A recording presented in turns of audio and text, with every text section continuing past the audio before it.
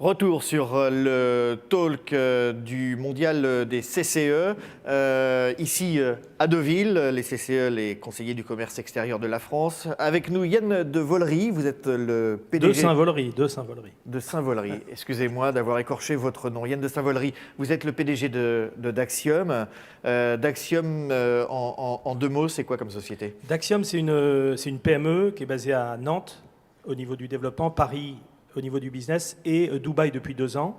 Et notre métier est on est éditeur de logiciels web mobile, et on a une plateforme web qui permet aux entreprises de construire les applications mobiles métiers pour leurs collaborateurs nomades. Alors, c'est-à-dire vous avez un technicien de maintenance qui répare votre chaudière, il va voir sur une tablette tout un menu qui va lui permettre de dire j'ai changé telle pièce, j'ai passé 2 heures, il fait signer le client et derrière le client va recevoir un rapport d'intervention et on va pouvoir lui planifier toute sa semaine avec aller visiter telle et telle personne sur le terrain. Donc terminer le papier carbone du technicien de maintenance. Green friendly comme on dit.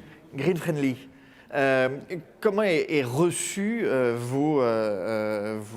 comment sont reçues votre technologie auprès des PME? Est-ce qu'ils sont assez réceptifs?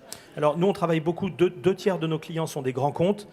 Ça va de L'Oréal, Sephora, Red Bull, la RATP, la SNCF, des comptes français et étrangers, parfois un petit peu de public, mais plutôt du compte privé. Les PME aujourd'hui, on est à l'aube du développement digital mobile dans les entreprises. Quand vous dites on est à l'aube, ça veut dire quoi? On est à l'aube, c'est-à-dire que moins d'une entreprise sur 10 est équipée, a équipé ses équipes nomades de solutions mobiles métiers. Pourquoi? Pour des questions de coût ou peut-être d'appréhension? C'est un peu comme l'informatique dans les familles. Ça s'est développé dans les familles il y a 30 ans et puis petit à petit, ça s'est vraiment développé dans les entreprises, au niveau de l'informatique bureautique qui équipait les personnes sur Word, Excel. Donc aujourd'hui, on a la même dynamique, c'est-à-dire qu'aujourd'hui, les gens l'utilisent pour réserver leurs billets de train, Airbnb, de façon Uber, totalement naturelle. De façon naturelle au niveau personnel, et ils se disent, mais je ne vois pas pourquoi je n'équiperai pas de la même manière mes équipes nomades pour avoir une meilleure relation avec mes équipes qui sont sur le terrain, une meilleure traçabilité de ce qui est fait, un meilleur service rendu au client final. Et aujourd'hui, cette révolution est en marche. Et Daxium est là pour répondre à ces entreprises. Justement, en termes d'appli professionnelle, est-ce que la France est bien positionnée? Est-ce qu'elle est en retard? Est-ce que par rapport à… Allez, on va se comparer à l'Allemagne, l'Angleterre ou les États-Unis? Oui, alors la France a vraiment de bonnes écoles d'ingénieurs informatiques. On est plutôt créatif. Et d'ailleurs, beaucoup d'entreprises françaises s'implantent également sur la côte ouest des États-Unis. Donc nous, on peut dire que la France est bien équipée. La French Tech, souvent, au dernier CES de Las Vegas… C'est pas qu'un coup marketing, la French Tech? Non, la French Tech, c'est pas un coup marketing. Daxium vient de participer à la création de la French Tech au Moyen-Orient. Donc la French Tech permet vraiment de fédérer les entreprises dans les nouvelles technologies et surtout de s'appuyer sur UbiFrance par exemple ou Business France maintenant, la BPI également qui finance les entreprises à potentiel, à l'export. C'est un label qui porte le label French Tech. Alors ça fédère, c'est-à-dire à la fois ça permet d'être dans un réseau qui nous permet de rencontrer d'autres entreprises du secteur, de partager de l'expérience, que ce soit au niveau technologique ou sur les démarches export. Et ça permet également d'avoir une relation facilitée aussi bien avec des banques qu'avec le secteur public comme la Banque publique à l'investissement ou Business France dans les différents pays. On est ici au Mondial des CCE. Vous avez tenu à réserver ces 2 jours. Pourtant, j'imagine que vous avez un agenda comme tous les patrons de PME très bien rempli. Et pourtant, vous avez réservé ces 2 jours pour le Mondial des CCE ici à Deauville. Vous étiez, je crois, l'année dernière à Miami. C'est important pour vous ce moment de rencontre avec les entreprises? Écoutez, c'est d'autant plus important qu'avant de réussir l'export, c'est-à-dire aujourd'hui quasiment la moitié de notre chiffre d'affaires est réalisé dans 19 autres pays que la France, on avait d'abord implanté un bureau en Belgique en se disant que ce serait plus facile dans les pays francophones. En fait, on a recruté des partenaires en Tunisie, Maroc, Sénégal en se disant que ce serait plus facile. Et en fait, pas du tout.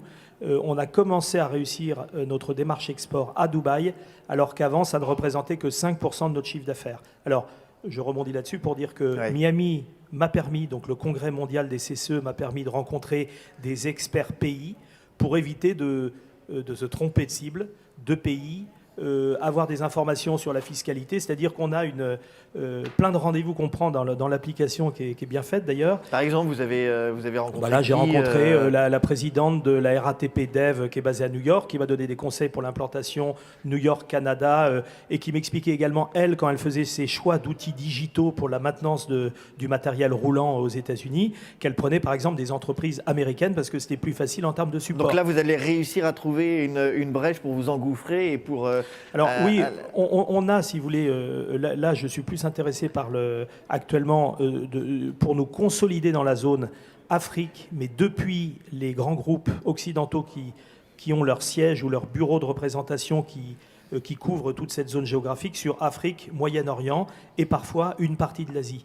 Donc là, j'ai pu avoir des rendez-vous avec des CCE qui étaient dans cette zone géographique, qui avaient des expertises, que ce soit banquiers industriels ou des gens qui étaient dans le retail et qui représentaient des marques, et également sur la zone Amérique du Nord. Donc c'est sûr que ce moment qui réunit les CCE permet par exemple à un patron de PME comme la vôtre, c'est quoi, c'est 25 salariés, de pouvoir rencontrer quand même des grands patrons. Oui, c'est ça. Alors on a la chance quand même, à la différence d'une industrie traditionnelle, que les frontières ne sont pas un problème pour nous. C'est-à-dire il nous arrive de vendre des projets, même aux États-Unis, d'une dizaine de milliers de dollars où on va vendre à distance sans voir le client.